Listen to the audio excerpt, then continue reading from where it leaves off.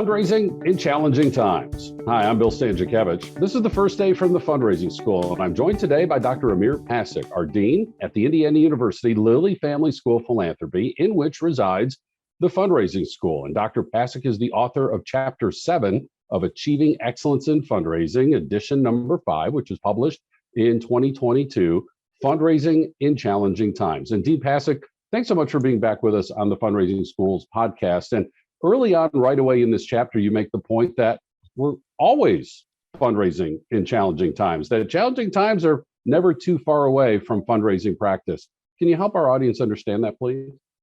Sure. I think it's a matter of degree. There is always some issue or problem that we are trying to solve through our fundraising. And so there's always some kind of an immediate crisis. We have colleagues who are constantly supporting earthquake victims or natural disaster victims or war victims. And those are ongoing crises that are kind of periodic and always with us. But then there's also those slow moving crises in our society, ranging from poverty to racism to other ongoing issues that philanthropy is there to help alleviate. So there's always some level of crisis going on that we are there to try to fix. And this book was being written and published amidst the COVID-19 health pandemic, as well as the reawakening of racial reckoning type issues. And you touch on those two topics in your chapter, and those topics are infused within all 39 chapters of this book. And Amir, you give us kind of three handles to hang on to: purpose, power, and perspective. How can fundraisers use those approaches when they're fundraising in challenging times? Yeah, so just to our initial comments, there are crises and then there are crises. There are some crises that are unexpected and so profound, like the pandemic was, and then the racial reckoning that it unleashed, and our greater consciousness of social inequalities more generally, given the pandemic's kind of disparate impact on different kinds of populations. But I was thinking that purpose reminds us why we're there. So when things seem up in the air and uncertain and confusing, and there's a lot of pressures, going back to basics and trying to remind ourselves, why are we here? What is our purpose in terms of the cause or the organization that we are serving? And what is our purpose as a profession, as a professional in the fundraising space? And that should be really one way of trying to ground ourselves and give ourselves some stability so that we can do our work, by reminding ourselves, what is our purpose? And you also talk about how fundraisers do have power and how they need to utilize that power, especially within some of the leadership literature. Power is not typically addressed ever, let alone in terms of talking about challenging times. How should fundraisers be thinking about power in challenging time fundraising? Yeah, I think so. As you know, Bill, the chapter came out of a conversations we had in the course that I taught during the pandemic on philanthropy in times of crisis. And in our class, we read a lot about the relatively new or resurgent movement in community-based fundraising, where people started becoming much more conscious of the role fundraisers play in mediating or responding to or being part of the power imbalances in our society. And so that was one aspect of power that we were looking at, is people questioning, do fundraisers who are donor-centric, by responding somewhat not critically enough to their role in serving the wealthier people in our society as donors and trying to make sure that they're satisfied with their connections to the causes that we seek to advance, are we kind of perpetuating their status? But beyond that, kind of being critical about the role of power in our society and being much more open to it. Sometimes we don't like to speak about power in private, in polite society, so to speak. We realize that we as fundraisers and we as humans always have some level of power that we can exercise, not necessarily to get over on other people or dominate them, but if we want to get things done, we need to exercise power in some way. So trying to be conscious about, what kind of power do I have? Not that you want to necessarily exercise it kind of behind the scenes, kind of nefariously, as kind of the bad guy in the movie, but realizing that you have some agency in the world and some power, and being conscious about how you want to deploy that, and also realizing that there's ways you can choose not to deploy it. So being very conscious about the power you have as a professional is a powerful a tool to be reminded of. And all leaders do have power. All fundraisers do have power. The issue isn't whether or not you have power, it's how you utilize that power and utilizing it well throughout your fundraising and especially in service to everyone in our community. We talked about purpose, we talked about power. There's also perspective. What is the fundraiser's perspective when fundraising in challenging times? Well, so when we were talking in power, one of the great sources of power that we don't talk about as much as for fundraisers is that they have the power to generate perspective on a crisis, regardless if it's the depth of a pandemic with all the social reckoning that came with it, or if it's simply just a perspective on the cause in normal times that they seek to explain to their donors and the colleagues that they work with. So kind of the knowledge work that fundraisers do in synthesizing the situation and how it fits into the cause that they are trying to advance, and then how that fits into the relationship that they're trying to build with their donors. Interpreting that is a great power that fundraisers have. And we looked at some of the literature that showed how successful fundraisers are really adept at both synthesizing, what do social situations mean that we find ourselves in, helping people understand their relationships to the organizations or the causes that they seek to advance, but also to synthesize kind of what experts are saying, what your leadership is saying, what the donors are feeling, and just both kind of socially, emotionally, and intellectually synthesizing all of these things in a way that is approachable, digestible. So it's that generating perspective that we were discussing how much power that gives, and positive social power, how much power that gives fundraisers to deploy by generating that perspective for their organizations, for themselves, and for the donors that they engage. And fundraisers are uniquely situated. They're certainly in those internal meetings with the nonprofit organization, learning the latest details about the crisis and how the nonprofit is responding.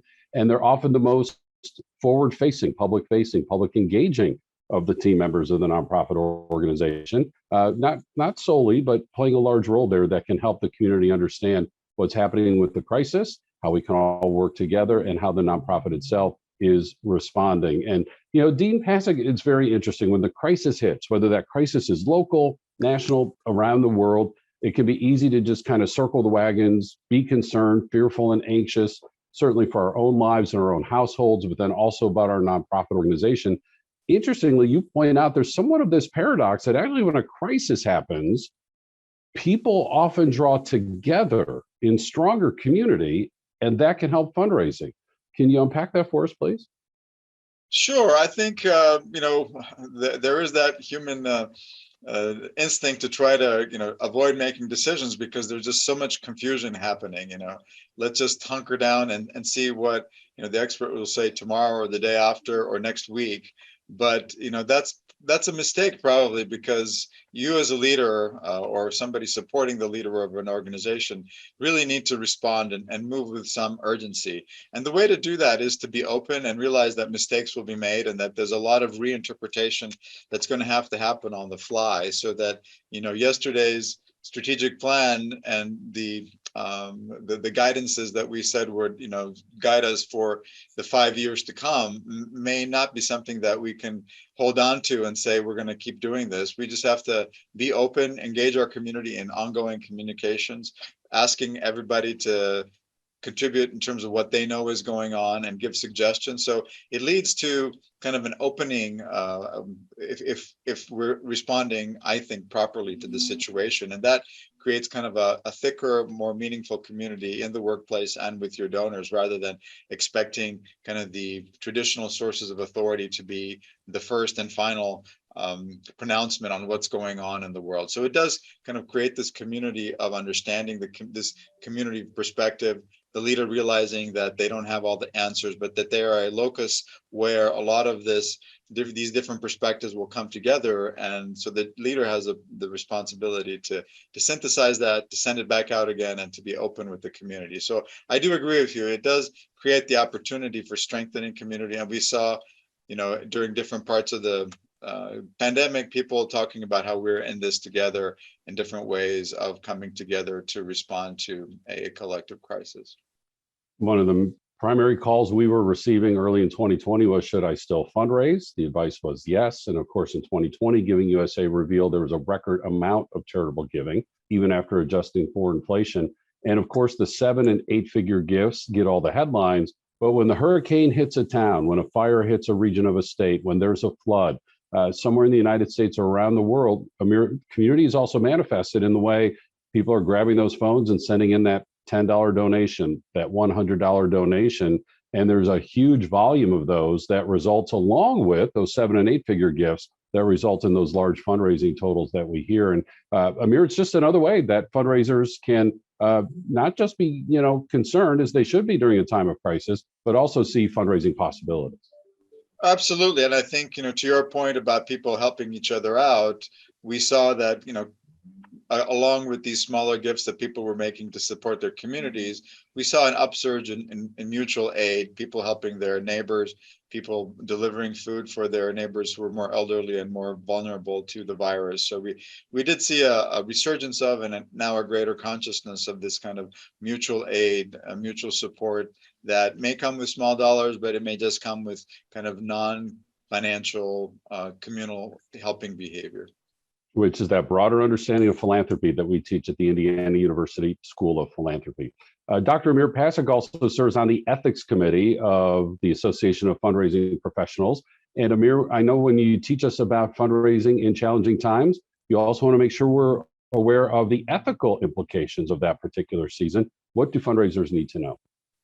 Well, I think one of the dangers is to think that, there's an emergency and, we throw the ethics out of the door because we're just rushing to survive and to do what's happening. But as we mentioned at the beginning, with the notion of, reclaiming your understanding of what your ultimate purpose is, ethics is not simply a set of rules that prohibit you from going across certain guidelines. The ethics are ultimately what determine the purpose of your profession and why you're there to serve people, or why you're there to declare yourself as having some kind of special competence or being a profession at all. So it is an opportunity to revisit what your ethics are, and because that reaffirms what you're there for and what is the value that you bring. And what that can happen in a crisis that is as profound as the pandemic, whose consequences we are still feeling today in many ways, in terms of the economic dislocation and the international consequences of all of the social dynamics that were unleashed by the pandemic.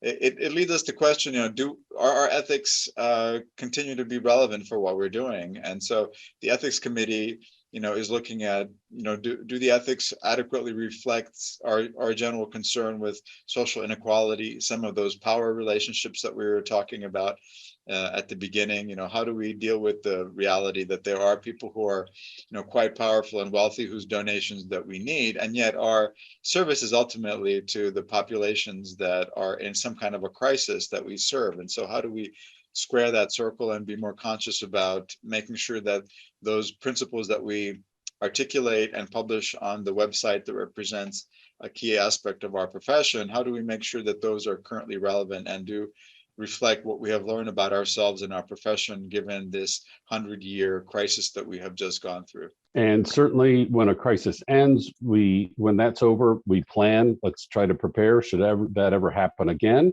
The same thing is with ethics. We're applying our ethics during the crisis, but also then what updates are needed, what revisions are needed, what do we learn from that crisis to make sure that our ethical guidelines remain relevant now and into the future. Fundraising in Challenging Times is Chapter 7 of Achieving Excellence in Fundraising, the 5th edition, published in the year 2022. And that book is available on our website at philanthropy.iupui.edu. And I also need to say, these are the types of discussions that we have in our academic programs at the Indiana University Lilly Family School of Philanthropy, especially in our master's degree program and in our doctoral degree programs. And you'll find information, if you're ready for that next step in your academic journey, you can learn about our master's and both of our doctoral degrees at philanthropy.iupui.edu. Now, this textbook is infusing the content, the research evidence-based content of the fundraising school more than ever before. Our public courses, which are in person in more and more cities across the United States, and now robustly online, both with live courses and recorded courses, synchronous and asynchronous, in the United States, and of course, accessible around the world. We can tailor courses specifically for your nonprofit, your association, your region, again, in the United States and around the world. We have quarterly webinars and, of course, these free weekly podcasts at philanthropy.iupui.edu. Throw on a / and the fundraising school, come straight to the fundraising school's resources. Our producers today are Mike Anthony and Jennifer Boffman. Our guest today, Dr. Amir Pasic, Dean of the Indiana University Lilly Family School of Philanthropy. I'm Bill Stanczykiewicz, and now you are now more fully informed on this first day from the fundraising school.